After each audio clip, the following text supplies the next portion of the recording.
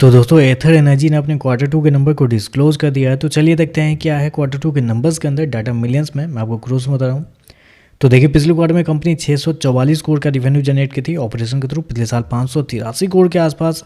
जबकि अभी देखें तो कंपनी का रेवेन्यू बढ़ के 898 करोड़ आपको जाता हुआ देखने को मिला। तो कंपनी के रेवेन्यू के अंदर देखें एक बड़ी तेजी आपको देखने को मिल रही है। लगभग बोल सकते हैं 50% के आसपास का जंप है कंपनी के रेवेन्यू के अंदर साल से साल। क्वार्टरली बेस पे जाते हैं तो क्वार्टरली बेस पे भी कंपनी के रेवेन्यू के अंदर एक बड़ी तेजी आपको देखने को मिल रही है। लगभग 40% के आसपास का जंप है। तो कंपनी का रेवेन्यू देखें तो आपको साल से साल क्वार्टर बढ़ते हुए देखने को मिला है। मतलब एक चीज़ का तो अफसोस रहेगा कि जब ओला इलेक्ट्रिक आई थी और उसके कुछ समय बाद अथर एनर्जी का लिस्टिंग हुआ था, बहुत सस्ते दाम पे मिल रही थी उसमें। मतलब थोड़ा सा इस शेयर को खरीदना चाहिए था, वहाँ पे मिस हो गया था। क्योंकि न्यूली लिस्टेड कंपनी थी, प्रोग्रेस कर रही थी, लोग ओला के ऊपर ओला ओला करते रह गए और बीच में अथर एनर्जी आके बाजी मार गई। कंपनी का रिवेन्यू देखे आपको साल से साल क्वार्टर बढ़ते हुए देखने को मिले। जहाँ ओला इलेक्ट्रिक के नंबर आप देखने के लिए जाएंगे तो साल से साल क्वार्टर गिरते हुए देखने को मिला। और अच्छी बात यह है कि ओला इलेक्ट्रिक से ज़्यादा रिवेन्यू कंपनी जनरेट करी है। वहाँ तो लगभग 600 करोड़ के आसपास का रेवेन्यू था, यहाँ देखें तो 900 करोड़ के आसपास का रेवेन्यू है। तो मतलब आप कह सकते हैं कि अथर एनर्जी जो है मतलब मार्केट लीडर बन रही है एक तरह से। ओला तो गई कंपनी।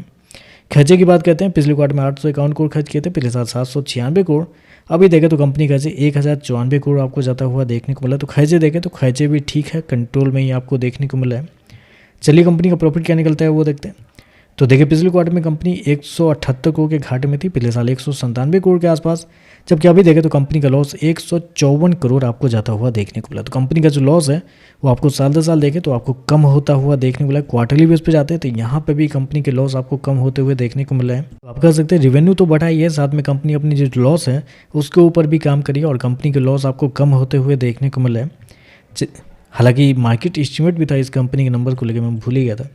कंपनी ने शो कितना किया, 898 करोड़ के आसपास का रेवेन्यू कंपनी इस क्वार्टर में शो किया। जबकि मार्केट का जो अनुमान था वो था लगभग 801 करोड़ के आसपास। तो यहाँ पे देखें तो मार्केट का अनुमान से बेहतर आपको देखने को मिला है। और लॉस को लेकर जो कंपनी ने शो किया 154 करोड़ का लॉस कंपनी इस क्वार्टर में शो किया। जबकि मार्केट का जो अनुमान था वो था लगभग 199 करोड़ के आसपास। तो यहाँ पे देखें तो मार्केट के अनुमान से कंपनी का लॉस भी आपको कम देखने को मिल रहा है। चलिए कंपनी का ईपीएस क्या है वो देखते हैं। तो देखिए पिछले क्वार्टर में कंपनी का ईपीएस 5 रुपये माइनस का था, पिछले साल 8 रुपये माइनस का।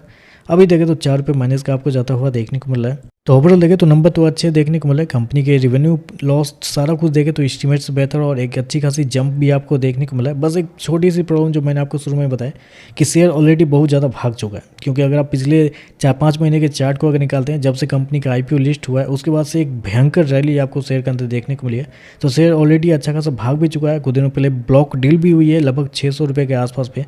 तो ऐसे में शेयर के लिए ऊपर का लेवल देखना अभी थोड़ा मुझे लगता है कि थोड़ा आसान नहीं होगा, क्योंकि ऑलरेडी कुछ दिनों पहले ही ब्लॉक डील हुई है और शेयर ऑलरेडी बहुत ज़्यादा भाग भी चुका है। तो एक अच्छा खासा गैप अप हो सकता है, लेकिन उसके बाद शेयर सस्टेन करेगा कि नहीं करेगा ये कहना थोड़ा मुश्किल है। बाकी देखते हैं मार्केट इस पर कैसे रिएक्ट करता है। वीडियो पसंद आए तो लाइक कीजिएगा, साथ में साथ चैनल को सब्सक्राइब जरूर कीजिएगा। धन्यवाद।